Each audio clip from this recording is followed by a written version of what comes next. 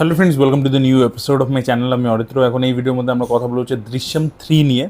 মালায়ালাম ভার্সনটা আজকে রিলিজ করেছে। কলকাতায় বেশ কয়েকটা শোজ লেগেছে, কিন্তু যেটা সবথেকে প্রবলেম হয়েছে যে আমি সকালবেলা প্রথমে পৌঁছেছি মিরাজ সিনেমাসে, এবং সেখানে তারপরে গিয়ে দেখছি পৌঁছে যে শোজ নেই, তারা বুকমাই শো থেকে কোনো সরায়নি, রেখে দিয়েছিল অ্যাজ ইট ইজ। আমি পৌঁছে গেছি, দিয়ে তখন বলছে যে আমাদের রাত্রি 10টা থেকে টেকনিক্যাল প্রবলেম ছিল, তাই জন্য শো চলবে না। তারপরে আবার ওখান থেকে অন্য হলে গেছি, তো খুব প্রবলেম হয়েছে আমার আজকে, বিশাল দুর্ভোগ হয়েছে। যাই হোক, ছবিটা দেখলাম ফাইনালি। এবার এত খেটে খুঁটে যখন গিয়ে ছবি দেখছি, এবং ছবির থেকে আপনার হাই এক্সপেকটেশন আছে, বিকজ দৃশ্যম ফ্র্যাঞ্চাইজ, বুঝতেই পারছেন।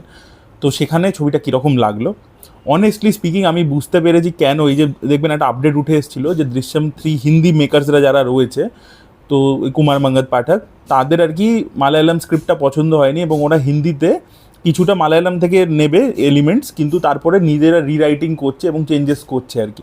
এই সিনেমাটা আমি দেখে বুঝতে পারলাম যে কেন সেটা করছে অজয় দেবগনের টিম যারা রয়েছে, তারা কেন ওইটাকে রিরাইট করছে, নিজের মতো চেঞ্জেস করে বানাচ্ছে, সেটা আমি বুঝতে পেরেছি। এই ছবিটা নর্থ ইন্ডিয়ান অডিয়েন্সের অতটা ভালো লাগবে না, প্রথম কথা।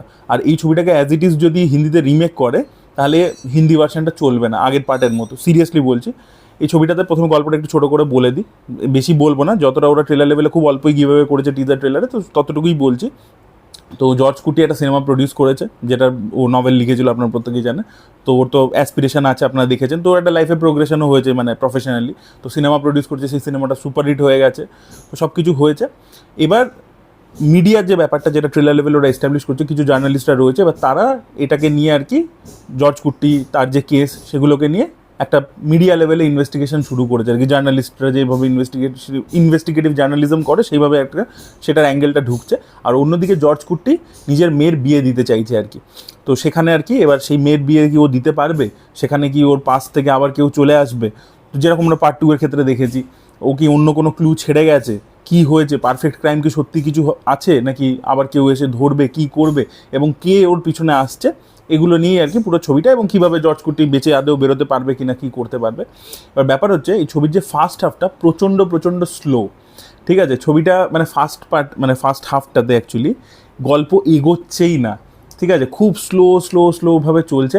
অ্যাকচুয়ালি মেন গল্পটা শুরু হয় হচ্ছে ইন্টারভেল পয়েন্ট থেকে আর কি, মানে প্রি ইন্টারভেল জায়গা থেকে আর কি শুরু হয় আর কি মেন গল্পটা, যেখান থেকে প্লট পয়েন্টটা আর কি মেন গল্পটা আর কি কিক ইন করে। তার আগে অবধি কিন্তু জিনিসটা গোল গোল ঘুরছে, তো ওই জায়গাটা কিন্তু আপনার পেশেন্স টেস্ট করতে চলেছে।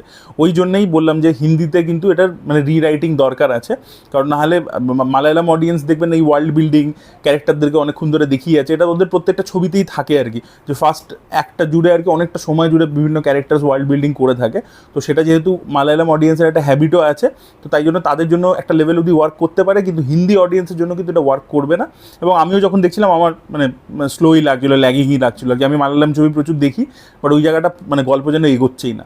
প্রি ইন্টারভেলের জায়গাটা মজা লাগে, তারপরে আবার সেকেন্ড হাফে কিন্তু মানে জিনিসটা কিন্তু মানে মাঝে মাঝে ড্রামাটিক থ্রিল আছে, টেনশন আছে, কিন্তু যে মানে ফুল ব্লোন যে একদম পুরো এবার থ্রিলার মোডেই চলে গেল, সেটাও কিন্তু যাচ্ছে না ছবিটা। তারপরেও কিন্তু মানে জিতু জোসেফ অ্যাকচুয়ালি বুঝতে পেরেছে যে ভাই দর্শকের প্রচুর এক্সপেকটেশন আছে, তো আমি কি করবো, আগে ইন্টারভিউতে বলে দেবো যে এক্সপেকটেশন মানে কম রাখুন। আর দ্বিতীয় হচ্ছে কি, আমি বেশি ড্রামা জোনের মধ্যে খেলতে যাবো। এবার ড্রামা জোনের মধ্যেও যেটা খেলছে, সেটা দেখুন, মোহনলাল এক্সট্রাঅর্ডিনারি পারফরমেন্স দিয়েছে, he is a great actor. তো তার পারফরমেন্সের জন্য এই জর্জ কুটি ক্যারেক্টারটার জন্য আপনি তবু এঙ্গেজ থাকেন, কিন্তু সেখানেও যে খুব মানে নতুন কিছু হচ্ছে, মানে আপনি বুঝতে পারছেন যে এবার জিনিসটা একটা টেমপ্লেট ওরিয়েন্টেড হচ্ছে। অ্যাকচুয়ালি দৃশ্যম না মানে প্রথম পার্টেই শেষ হয়ে যাওয়া উচিত ছিল, that was A perfect ending. Part 2টা বানিয়েছিল এবং সেখানেও সে পুল অফ করে দিয়েছিল জিতু জোসেফ, সেটা একটা খুব দারুণ ব্যাপার ছিল যে খুব সুন্দর করে পার্ট 2টা করতে পেরেছিল। কিন্তু পার্ট 3 এর ক্ষেত্রে আপনার মনে হয় যেন এবার রাবার ব্যান্ডটাকে স্ট্রেচ করছে আর কি, যেরকম সেই ট্যারেন্টিনো রাবার ব্যান্ড থিওরি আছে না, এবার একটু অত্যধিক বেশি স্ট্রেচ হয়ে গেছে, এবার গার্ডারটা এবারে ছিঁড়ে যাবে আর কি রাবার ব্যান্ডটা। সেই জিনিসটা এই ছবিটার ক্ষেত্রে ফিল হবে আপনার, কিন্তু ছবির শেষের দিকে গিয়ে আবার জিনিসটা ইন্টারেস্টিং হয়ে যায় আর কি। লাস্ট 20-30 মিনিট যেখানে মেন জায়গাটা, সেই জায়গাটা কিন্তু আবার ইন্টারেস্টিং হয়ে যায়। সেখানে যে ফাইনাল রিভিলেশন, টুইস্ট টার্নস হ্যান ত্যান, সেগুলো আবার আপনাদেরকে মজা দিতে চলেছে। এবার এখানে না একটু অ্যাপ্রোচটা ডিফার করেছে, বা সেইটার জন্য আপনি হয়তো মানে মিক্সড ফিলিং হতে পারে দর্শকদের, আমি প্রথমেই বলে দিচ্ছি।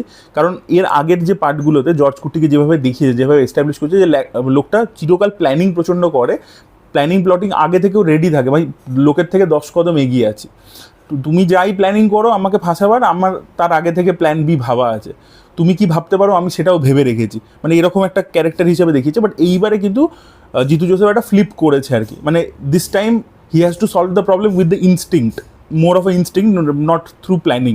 তো সেই জিনিসটা একটা ডিফার করেছে, বা সেটা আপনার আগের ক্যারেক্টার মানে আগের পার্টে যেভাবে ক্যারেক্টারটাকে এস্টাবলিশ করেছে তার থেকে ডিফারেন্ট মনে হতে পারে, মনে হতে পারে যে ভাই আমি বুঝতে পারছি। আর আরেকটা কী হচ্ছে কি, অডিয়েন্স প্রচুর থ্রিলার এই বছরে দেখেছে। দৃশ্যম 1-এর সময় অডিয়েন্সের যেরকম এক্সপোজার ছিল, দৃশ্যম 2-এর সময় অডিয়েন্সের যা এক্সপোজার ছিল এখন আরও বেশি হয়ে গেছে। এবার যখনই কোনো ক্যারেক্টার ইন্ট্রোডিউস হচ্ছে আপনি সঙ্গে সঙ্গে আপনার মাথাও ভাবতে শুরু করছে যে এবার একটা টুইস্ট আসবে, এবার কীভাবে আসবে সেটার আপনি ওয়েট করছেন, কিন্তু আপনি প্রেডিক্ট করে ফেলেছেন আর কি। ঠিক আছে, তো সেই জিনিসটা এবার ব্যাপারটা সেটা হচ্ছে, একটা অডিয়েন্সও ম্যাচিওর হয়ে গেছে, সেটা একটা ব্যাপার আছে। এবার সেখানে যখন আপনি মানে জর্জ কুটিকে এইভাবে পাচ্ছেন না যে ভাই আমি প্রেডিক্ট করছি, জর্জ কুটি প্রেডিক্ট করতে পারছে না, তখন আপনার ডিসঅ্যাপয়েন্টিং ফিল হতে পারে। কিন্তু এবারে মানে জিতু জোসেফ একটু ডিফারেন্টভাবে প্লে করেছে। আর দেখুন, Drishyam was never about the making, মানে দৃশ্যমের প্রথম 2013-তে যেটা এসেছিলো সেটা বলুন, 21-এ যেটা এসেছিলো, যেটা ওটিটিতে এসেছিলো, প্রত্যেকটারই মেকিং মানে খুবই নর্মাল হয়ে থাকে। মানে it is more about the writing এবং পারফরমেন্স মোহনলাল দুর্দান্ত পারফরমেন্স দিয়েছে। রাইটিংয়ের দিক থেকে লাস্ট ক্লাইম্যাক্সের দিকটা এঙ্গেজিং, প্রি ইন্টারভেল জায়গাটা, সেই জায়গাটা বেশ ভালো। সেকেন্ড হাফটা ফার্স্ট হাফের থেকে ডেফিনেটলি অনেকটা বেটার, বাট সেখানেও আগে ড্রামা জোনের মধ্যে বেশি অপারেট করে। এবং জিতু জোসেফ দেখুন ইন্টারভিউতে এবার ডিরেক্টরকেও দোষ দিতে পারবেন না, কারণ সে বারবার বলেছে এক্সপেকটেশন কম রাখুন, ড্রামা জোনের মধ্যেই বেশি যাবো, সেটা সে বলেও দিয়েছিল আগে থেকে। বাট তবু মানে আপনি তো একটা সিনেমা থেকে এক্সপেকটেশন রাখেন, বিকজ আপনি আগের দুটো পার্ট দেখেছেন, তো এবার সেই জন্য একটা এক্সপেকটেশন তো সার্টেন ছিল। তো এই আর কি ব্যাপার, এই অনেস্টলি যেটা আমার ছবিটা দেখে এক্সপিরিয়েন্স হয়েছে আমি সেটা বললাম। এবার দেখা যাক আর কি হিন্দির মেকার্সরা এই যে মেন জিনিসগুলোকে রেখে কী চেঞ্জেস করে, যাতে ব্যাপারটা আরও বেশি এঙ্গেজিং হয় এবং ওই এজ অফ দ্য সিট এক্সপিরিয়েন্সটা আপনার বাড়তে পারে আর কি। এখানেও যে নেই, it's not a bad film, কিন্তু এই ফ্র্যাঞ্চাইজে এর আগে যে স্ট্যান্ডার্ডের কাজ হয়ে গেছে সেই তুলনায় আর কি কম্পারেটিভলি দুর্বল ছবি। যে কারণে, কারণ আপনার একটা ফ্র্যাঞ্চাইজ তো একটা এক্সপেকটেশন হয়, এটা যদি একটা স্ট্যান্ডার্লোন একটা রুটিন ছবি হতো তাহলে আপনি বলতেন ভালো ছবি। This is not a bad film, কিন্তু আমি বারবার বলে দিচ্ছি। তো এই ছিল ওভারঅল আমার এক্সপিরিয়েন্স। এবার আপনারা ডিসাইড করুন আপনারা ছবিটা দেখবেন কিনা, মালায়ালাম ভার্সনটা, নাকি আপনারা অজয় দেবগনের ভার্সনটার জন্য ওয়েট করবেন অক্টোবর মাস অবধি, সেটাও আপনারা কমেন্টে জানান। তো এই হচ্ছে আমার রিয়াকশন। আর আপনারা যদি দেখেছেন কেউ মালায়ালাম ভার্সনটা, আপনাদের কি ওপিনিয়ন অবশ্যই কমেন্টে লিখে জানাবেন। Thank you so much, bye by.